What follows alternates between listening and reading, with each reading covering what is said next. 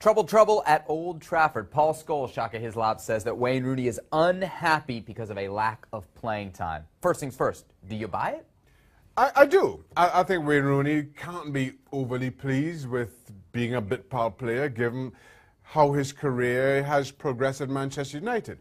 The thing is, though, this stage of your career comes to everybody. You can't avoid it. And now it's up to Wayne Rooney to decide whether he feels he can contribute meaningfully somewhere else, wherever that may be, or whether he's happy with the legacy that he's already written in Manchester United and happy just to see his days out at Old Trafford. Now, if he feels that he can go ahead and contribute somewhere else, then so be it. I have no issue with him not being happy with his role and looking for somewhere else to see out the last couple of years of his career. You know, Rooney started and really became a star so young. It feels like he's been around forever. He's only 31 years old. How much do you think he actually has left in the tank? Well, at the highest level, at a club like Manchester United, who will be vying for honours in English football and competing in Europe, I'm not sure that he has a whole lot left in certainly meaningful minutes. I'm happy to be a bit part player maybe for the next couple of seasons. But in terms of being a starter, I'm not sure exactly where he fits in because I don't think he's got the running left in him anymore. So he'll have to go to a team that are able to put bodies around him to do that running. Now, whether that's lower down in the Premier League, I'm sure that that's an option, or to some other league elsewhere in Europe or further afield. Maybe that may be the more attractive option for Wayne Rooney. Let's say he does eventually leave United, whether it is the Premier League, China has been linked, maybe Major League Soccer. How do you think, and I know those are kind of three totally different options, but how do you think that affects his national team case? I think it's time for the national team to start thinking beyond Wayne Rooney as well. I think they've stuck with him, and rightly so, with records on the horizon. But I think the England national team has got to start thinking younger, got to start thinking beyond Wayne Rooney. I think the English national team, historically, over the last couple of decades at the very least, have found themselves in trouble by almost being too loyal and too slow to replace some of their bigger and more experienced players. Hopefully they don't make that mistake this time around. I know Gareth Southgate has shown a lot of faith in Wayne Rooney and is willing to stand by him, but I don't think Rooney's a starter at international level either. Wayne Rooney, a huge part of Manchester United's past, a part of their present for now. We'll see how long that lasts into the future. Rumors of unrest at Old Trafford. Stevie Nichols, Sebastian Salazar with you. Let's get into this. 19-year-old Marcus Rashford reportedly upset over a lack of playing time right now under Jose Mourinho. There are tons of talented players in front of him. As a teenager, how much right does he actually have just to be upset? Listen, I would expect any professional that's not on the field to be wanting to play. On the other hand, there's ways about going about getting yourself on the field. And personally, I don't think this is coming from Rashford. In my opinion, this will be coming from his agent and all the other people around him. At the moment, Marcus Rashford, in my opinion, he's been dealt with fairly by Mourinho. I believe young players need to be brought along carefully. Because if you just throw a 19-year-old onto the field for such a big team like United, you can kill them. You can drain them. He needs to play, yes, to get experience, but I think the time he's had on the field so far, he's absolutely going in the right direction. So far this season, 10 starts, 10 appearances off the bench, 3 goals, and 1 assist. How about a loan? An opportunity where he might get to play the 90? No, not at all. This kid right now is good enough that he can contribute. He's just given us the numbers, and that tells you that. So why would Manchester United want to loan him out? I think he's on the right path, and he's playing the right amount of games for where his career is. He's still learning his trade.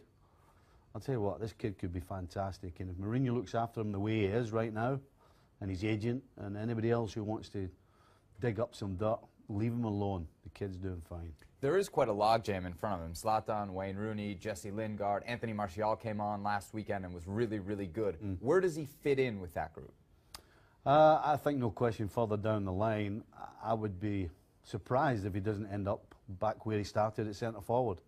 I think he plays wide because you have to play Ibra right at this minute in time. But again, I think that's only good for Rashford's game. It gives him a different perspective. But further down the line, for me, he's a centre forward.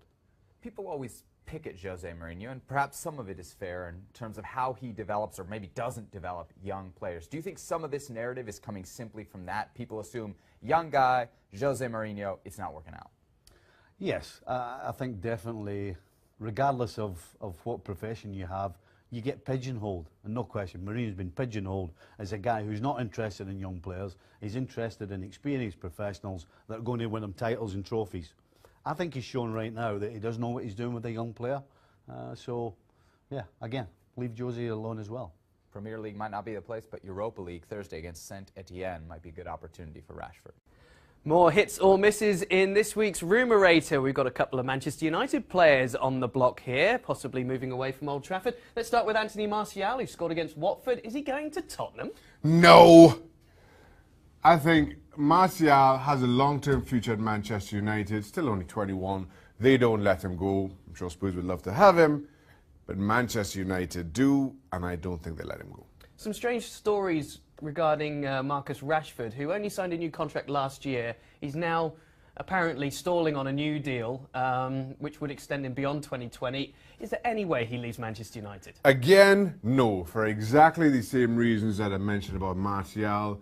Young, talented, far too valuable, especially long term, to let go. It makes no sense to let either of those two go for Manchester United. Okay, a little bit of rumours in the papers doing the usual stirring. Sergio Aguero, in the light of Gabriel Jesus' injury, this story might have nonsense written all over it as well. Back to Atletico Madrid for Kun Aguero? Well, I'll be honest. I have a feeling that Aguero will move on in the summer. And you just wonder who the likely clubs may be. Of course, linked to Real Madrid during the course of the season, during the course of the last couple of years, in all honesty. And you just wonder if that might be a better fit. I'm starting to question his age and whether that would put Real Madrid off. I return to Atletico Madrid. For right now, I'm going to put that down as a hit. Oh, there we go. There we go. I'm kind of on the fence, as you're probably sensing, Ross. But I'm going to put it on the hit side of my fence. Even if he bangs in the goals towards the end of the season and somehow Pep Guardiola sees the light, he's told Aguero he can go whenever he wants, but Aguero wants to stay, maybe? I'm keeping it as a hit. Okay. On the fence. All right, happy with that. Andrea Belotti. We need a fence, that's what we need. Weren't we talking about Belotti to who? Real Madrid just a couple of weeks ago? Or put that down as a miss? I don't know. I still think Manchester United have a lot to figure out with Rashford and Martial and a couple others. I'm just not seeing this one. Not right now. I'm going to put that down as a miss. Yeah, I think it's more likely that Belotti goes to one of the big boys in Italy as opposed to anywhere else at this stage. Doing very well, though. Let us know what you think. We've got 3 misses and a hit. Kun Aguero to leave Manchester City in the summer. That's Shaka's thoughts. Let us know at ESPN FC. Yes. I'm a fence right there. A 3-0 first leg success at home against Saint Etienne. Hat-trick for Zlatan. What do we take away from it? Did this scoreline flatter United just a tad? Is this a real surprise?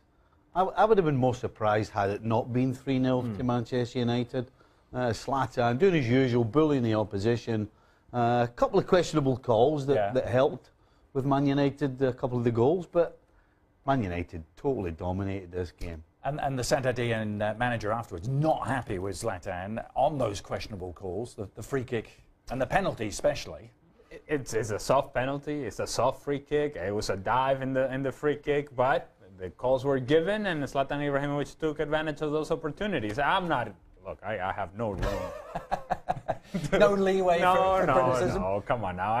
I cannot, in good faith, question Zlatan Ibrahimovic going down, because in the end, what he does is that he baits defenders into drawing those fouls, and then Saint Etienne, with some irresponsible defending and dumb at times, allows Zlatan Ibrahimovic to get away with it. Yeah, but at the same time, Saint Etienne had a realistic penalty shot themselves. Martial could have seen red. Maybe that changes things. If you're sitting in Saint Etienne dressing room, you think you've been hard done by. But in all honesty, as a neutral, Manchester United were by far the better of the two and deserve the win, despite those circumstances. Yeah, I mean, there was a spell when Saint Etienne had the better of play, didn't they? You're really I'm reaching. You're yeah, really I'm reaching. pushing.